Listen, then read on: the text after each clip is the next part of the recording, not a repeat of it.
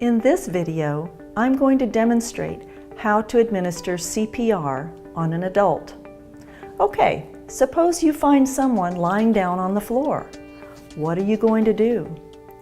First, assess the scene. Look around. Make sure the scene is safe.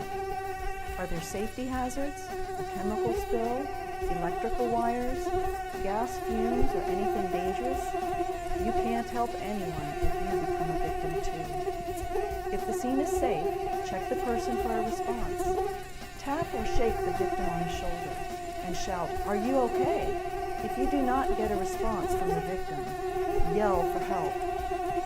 Next, tell a specific bystander to phone 911 or the emergency response number and get an AED. And very importantly, to come back to help. Many facilities, stores, schools, airports, conventions, and sports arenas will have AEDs available. Next, check the victim for breathing or only gasping.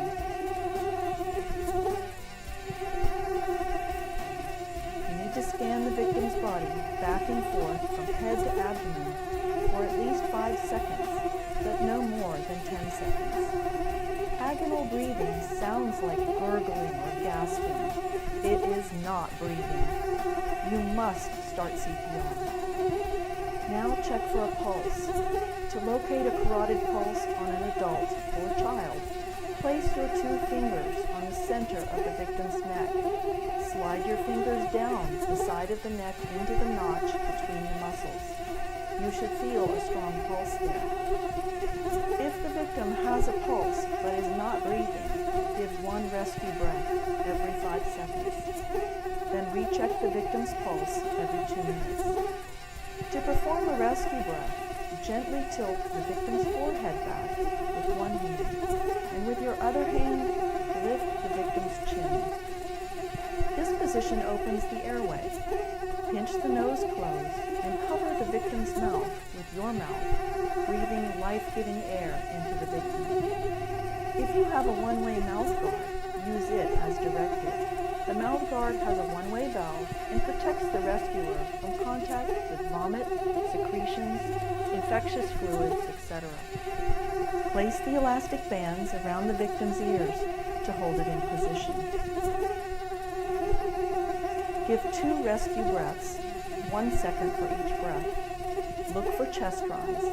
If you don't see the chest rise, reposition if needed. If the victim has no pulse, start the CPR cycle of 30 compressions, 2 breaths, 30 compressions, 2 breaths, until help arrives or you can no longer perform effective CPR. Let me show you how to do this. First, if possible, remove clothing out of the way of the victim's chest. Next, locate your hand placement for compressions. With your hand, draw a line from armpit to center of chest for placement. Place the heel of one hand on the lower half of the sternum or breastbone. Now, place your other hand over the first, interlacing your fingers for support. With your arms straight and your shoulders positioned over the victim's chest, push down on the victim's chest. For an adult, you will want to push down at least 2 inches or 5 centimeters. Now watch as I perform 30 deep compressions in 18 seconds or less. You want to be able to give at least 100 compressions in a minute. You may lift your hand slightly off the chest between compressions to allow for full chest recoil. But keep your hand placement. Keep interruptions to a minimum. It helps to count out loud. Some say humming the tune to the 1980s pop tune "Stayin' Alive" is good for keeping the right tempo.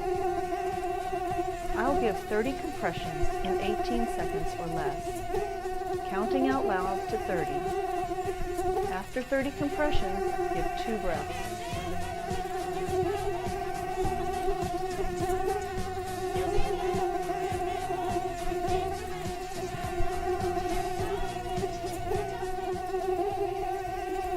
Look for the chest to rise between breaths. If there was no one available to help, after performing 5 cycles of CPR, call 911 and/or get an AED.